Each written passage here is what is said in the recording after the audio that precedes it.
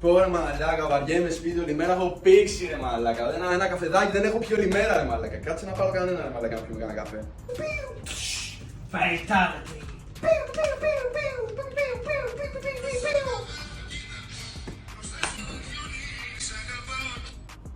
Έλα μπρο, τι λέει. Έλα αδερφούλη, είστε για κάνα καφεδάκι να πούμε έτσι σήμερα ή όχι?